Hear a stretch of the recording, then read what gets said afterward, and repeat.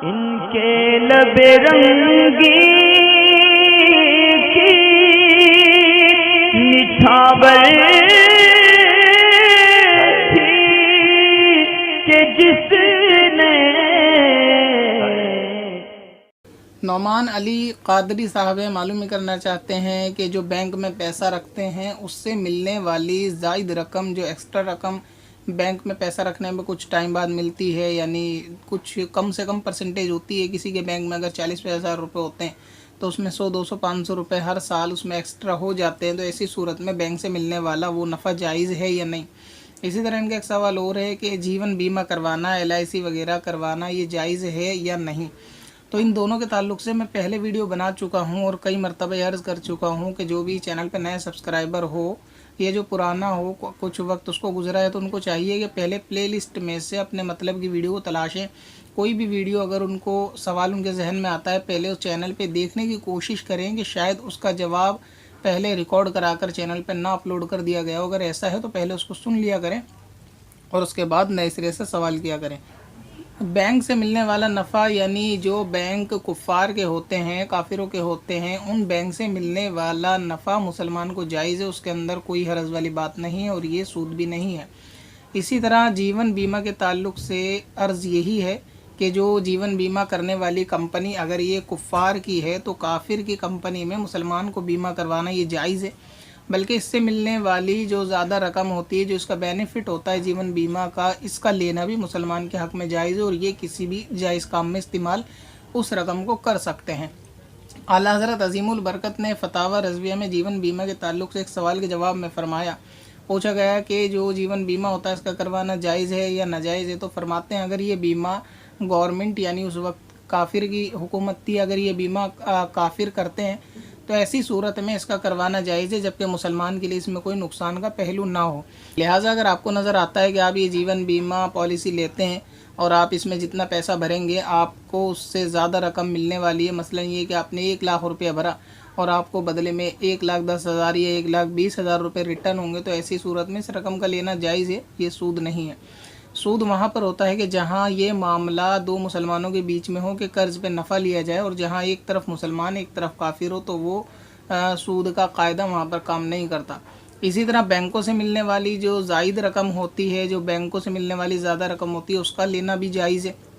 कि आप बैंक में कोई पैसा रखवाते हैं और बैंक अपनी मर्ज़ी से आपको इंटरेस्ट उस पर देता है और ये बैंक काफिर का है, तो ऐसी सूरत में इससे जो मिलने वाली रकम होगी ये भी सूद नहीं होगी। बल्कि फ़क़ीह मिल्लत मुफ्ती जलालुद्दीन अमजदी रहमतुल्लाह ताला ने बड़ी वजाहत के साथ फतावा फैज़ुर रसूल में फ़रमाया है कि अगर कोई काफिर को कर्ज़ देता है और उस कर्ज़ देने के एवज़ में उसको काफिर कोई ज़्यादा रकम देता है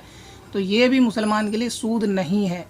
मसलन ये कि आप किसी गैर मुस्लिम से या गैर मुस्लिम आपसे कहे कि आप मुझे 10,000 रुपये उधार दें और बदले में मैं आपको 3 महीने 4 महीने के बाद लौटाऊंगा तो 12,000 रुपये दूंगा, तो मुसलमान को ये 12,000 रुपये लेना भी जायज़ है। यानी वो जो 2,000 रुपये अपनी मर्ज़ी से खुशी से देगा, ये दिखने में तो सूद लग रहा है अकल के एतबार से, मगर शरीयत के एतबार से सूद नहीं है, इसका लेना भी जायज़ है। इसी तरीके से मुफ्ती जलालुद्दीन अमजदी रहमतुल्लाह ताला अलैह फतावा फैज़ुर रसूल के अंदर फरमाते हैं कि ये शरीयत के नज़दीक सूद नहीं है और किसी के सूद कहने से ये सूद नहीं होगा। बहुत सारों को देखा गया है कि वो बैंकिंग वगैरह के मामले में जो बैंक से रकम मिलती है इस पर सूद का फतवा लगाते हैं, इसी तरह LIC पे सूद का फतवा लगाते हैं, तो ये सूद नहीं है। इसी तरह मुफ्ती आज़म पाकिस्तान मुफ्ती वक़ारुद्दीन साहब रहमतुल्लाह ताला अलैह वक़ारुल फ़तावा के अंदर फरमाते हैं कि अहकाम शरीयत को कुरान हदीस से मालूम किया जाता है, अक़लों से मालूम नहीं किया जाता।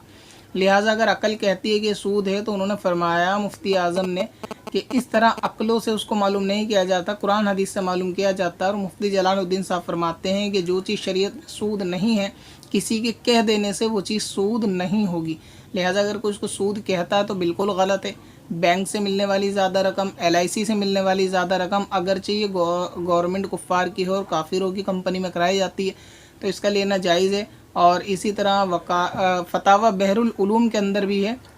कि हिंदुस्तान के कुफ़ार से मुसलमानों को जो ज़्यादा रकम मिले, अगर अपनी खुशी से हिंदुस्तान के काफिरों से मिलने वाली रकम जो मुसलमान को किसी और इज़्ज़त के एवज़ में ना मिले तो उसका लेना जायज़ है, बल्कि इसको किसी भी जायज़ काम में सर्फ कर सकता है। तो इतना उलमा इकराम के इस पे फतावा मौजूद हैं और हदीस मौजूद हैं कि मुसलमान काफिर के बीच में सूद नहीं होता। जब ये कायदा शरीयत का मौजूद है तो अहकाम शरीयत को कुरान हदीस से मालूम किया जाएगा, अकल से अंदाज़ा नहीं लगाया जाएगा कि अकल कहती है कि वो ज़्यादा रकम सूद है। बिलफर्ज अगर कोई लेना नहीं चाहता तो वो उसकी मर्ज़ी है, लेकिन उसको सूद करार नहीं दे सकता कि किसी के कहने से वो सूद नहीं होगी। तो ये बैंकिंग के अंदर भी यही है कि आप अगर इसमें खुलवाते हैं खाता तो ज़्यादा रकम को जायज़ काम में इस्तेमाल कर सकते हैं, ये आपके हक़ में जायज़ है। और इसी तरह LIC वगैरह कराते हैं, इसमें अपना नुकसान का पहलू नहीं है, आप इंस्टॉलमेंट इसमें भर देंगे आसानी से और आपका पैसे डूबने का ख़तरा नहीं है, तो ये भी आपके लिए करवाना जायज़ है। पत्थर में हसन लाले पुरनवार बना